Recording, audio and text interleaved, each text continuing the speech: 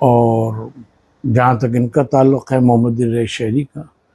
ان کی تو جمع آوری مشہوری ہے کہ ان کی جمع آوری زیادہ ہے، چاہے وہ میزان الحکمہ ہو یا اور کتابیں ہوں ان کی۔ امام حسین علیہ السلام پہ جو موسوعہ ہے 12 جلدوں وہ بھی، اور 12 جلدیں ہیں وہ موسوعہ امام حسین علیہ السلام عربی میں، فارسی کا ہمیں پتہ نہیں، میں نے عربی میں ہی اس کی کچھ چیزیں دیکھی۔ اچھا صاحب، علامہ شہید مطہری کی کتاب جو تحریفات کربلا ہے، تو مجھے کسی نے کہا بھی تھا کہ ڈاکٹر صاحب سے اس پہ بھی ذرا کوئی رائے بھی لے اور آپ خود بھی اس پہ کچھ۔ تحریفات عاشورہ، ہاں بالکل، تحریفات کربلا، تحریفات عاشورہ، پھر کچھ چیزیں انہوں نے حماسے حسینی میں بھی انہوں نے درج کی ہیں۔ وہ کیا، جیسے ہم نے ایک مثال دی تھی آپ کو کہ انہوں نے استباد کیا ہے اس پہ کہ اتنی فوجیں کیسے اکٹھا ہو سکتی ہیں، تو وہاں بنیادی طور پہ دو چیزوں کو سمجھنے میں ان کو دشواری ہوئی ہے، اس لیے یہ بات۔ تو اس طرح سے بہت سی چیزیں ایسی ہیں۔ یہ بات ٹھیک ہے کہ خطبہ نے اور روضہ خانوں نے،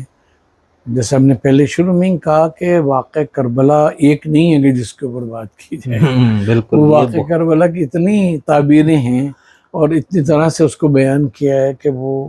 باتیں جو ہیں اس کے اوپر آپ ٹھہر نہیں سکتے کسی ایک نقطہ نظر کے اوپر۔ تو جو اعتراضات ہیں تحریفات عاشورہ میں کے ہیں، یا وہ ایک ہیں، نام پورا نہیں بھول رہے ان کے، میرا خیال ہے دشتی صاحب، آیت اللہ دشتی نے بھی، جس کا ترجمہ انہوں نے جامع تعلیمات اسلامی نے یا آغا شرف الدین کا جو ادارہ ہے اس نے چھاپا ہے، امام حسین علیہ السلام، حسین شناسی کے نام سے، یہ آغا شرف الدین صاحب نے چھاپا ہے، اور اس قسم کی کتابیں کہ اس میں جو خطبہ وغیرہ نے حشر و زوائد بھر دیے ہیں، ان کی طرف اشارے کیے، وہ اپنی جگہ ہیں، لیکن خود واقع کربلا جو کتابی واقع کربلا ہے یا بیانی واقع کربلا ہے، جو لوگ جس طرح سے اس کو بیان کرتے ہیں مختلف حکومتوں میں اس کی شکل رہی، وہ اس کا تقابل تقاضی ہے کہ ان ڈیویشنز کو یا تحریفات کو بیان کیا جائے گے۔ اچھی کتاب ہے تحریفات عاشورہ، لیکن یہ کہ بعض جگہ پرفیکٹ تو کوئی بھی نہیں ہوتا، ہمارے نقطہ نظر سے بعض جگہ ان سے تسامح